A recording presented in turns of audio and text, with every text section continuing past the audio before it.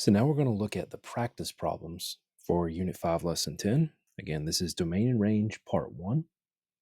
We're going to focus on just trying to do some applications here.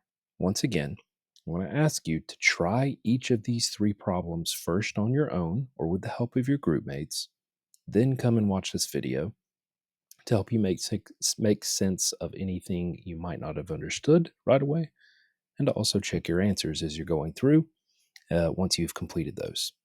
So we're going to dive right into problem number 1. Again, as you watch these videos, if you need to pause it, go back. If you miss anything, just do so. Okay, you can watch these as many times as you need to hopefully clarify and make sense of what's going on. Problem number 1 says the cost for an upcoming field trip is $30 per student. The cost of the field trip C in dollars is a function of the number of students X. Once again, there's that key phrase, is a function of, and we know that the description right before that phrase, it's going to be this part right here. That's our output. And the description after that phrase is going to be our input. So the cost of the field trip is the output. The number of students going on the field trip is the input. So our job is to select all the possible outputs for the function defined by c of x equals 30x. So what are the possible costs of the field trip for different input values? Well, because we know it's $30 per student, and we see in this equation that looks like 30 times x, where x is the number of students, we know that the only possible outputs are going to be values that are divisible by 30. Now, why is that? Well, we can't have decimal values of students or fractional values of students that are not whole numbers go on a field trip, right? You can have 0 students go on the trip, 1 student, 2 students, 3 students, 100 students. As long as it is a positive integer value or 0 even, in any of those cases, those numbers of students make sense. And if each student has to pay $30, there's no way we could end up with, let's say, $10, or like the answer choice A, $20, right? Because that would mean we have less than 1 student going. That doesn't make sense. So 30, that one would work because that would just represent an x value or an input of 1, right? C of 1 would give me 30 times 1, which is just 30. So that's a possible output. What about 50? Can't divide 50 by 30, so that's not going to work. What about 90?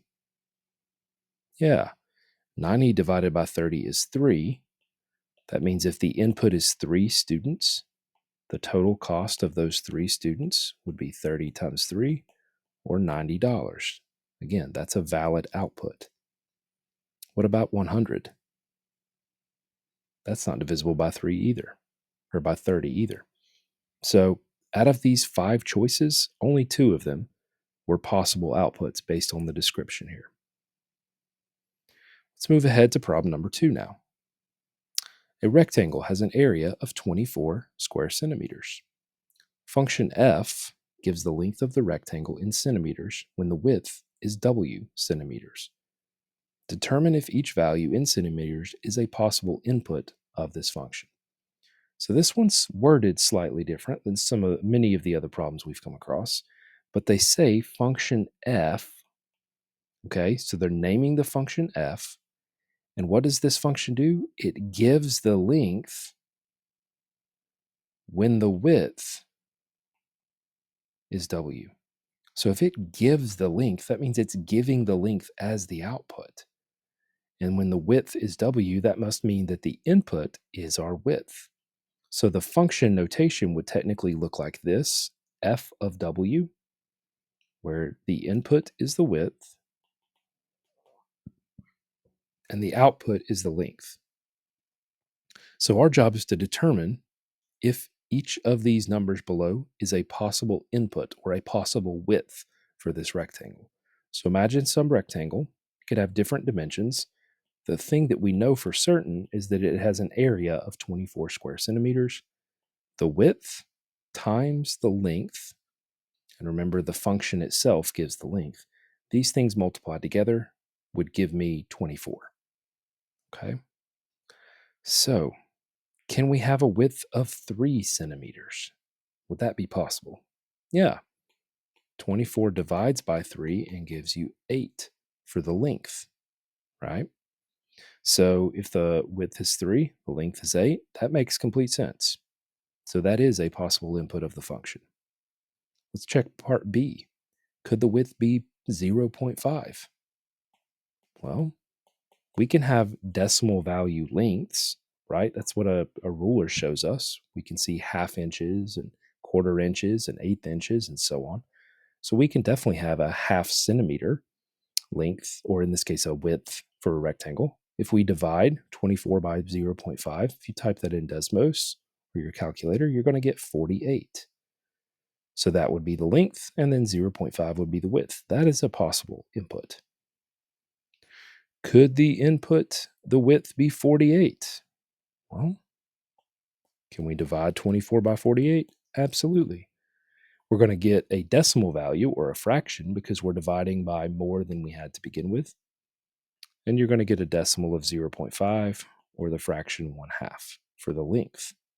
But once again, we can definitely use 48 for the width here. What about -6? Well, we know we can divide the number 24 by -6. 24 divided by 6 is 4. So 24 divided by -6 is -4, right? So look, the math works. Except this number, -6, for the width, that would mean we have a negative length for one side of a rectangle. That's impossible. An actual rectangle can only have positive values. So -6 is not a valid dimension for a rectangle. Couldn't work for the width or the length. What about 0? Could we have a width of 0? Well, for one thing, we can't divide by 0, right? So it's impossible to say that the width is 0 and then the area is 24, right? That would mean there's no width at all. So this is also not a possible input for the function.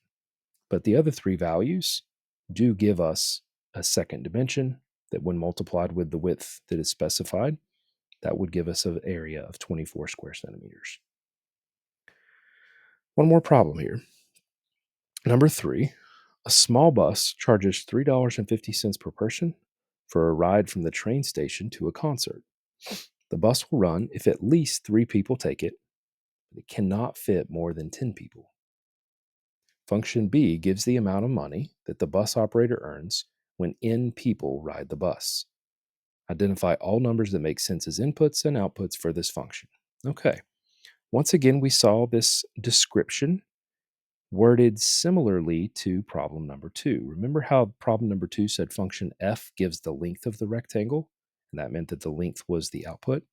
This says function B, I'll highlight it this time, gives the amount of money that the operator earns. And I'm going to switch colors for a minute.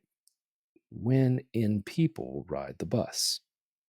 So what's happening here is the function name B, that's going to refer to my outputs. And what is the output? Well, it gives the amount of money that the bus operator earns. So that's the output. And then my input is going to be the number of people who ride the bus. So function notation for this would look like B of n.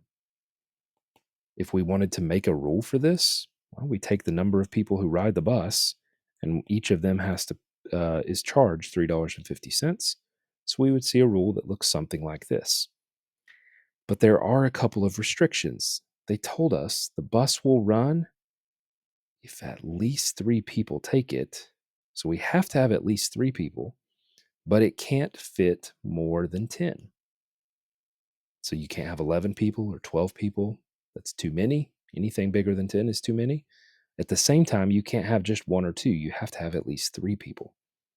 So for our inputs for the number of people, at least 3, then we keep going 4, 5, keeps going up. We can't fit more than 10 though. So 9, 10, that's going to be our maximum value. And then if we think about that, then our outputs are going to be all the prices that correspond to these. So if we do 350 times 3, that's going to give us a total of 1050. Then if we do the same thing with 4 people times 350, that ends up giving us $14. And then another 350 for the fifth person would be 1750. And then these prices just keep going up in $3.50 increments.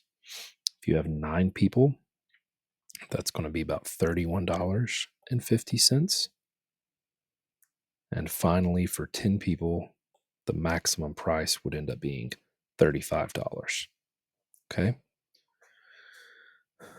So as we can see, we specifically have each possible input from 3 people, because that was the minimum number of people. We had to have at least 3 people take the bus, but we couldn't have more than 10. And then we have all of the corresponding prices. We've now got all the inputs and outputs and describe them. Notice we didn't have to technically write every single value. We just have to show the pattern that leads to where each of these numbers comes from and how we get each of the possible outputs from the possible inputs. Okay, so that wraps up problem number 3. And with that, you've got the practice problems done for lesson 10. Now you're ready to move on to lesson 11.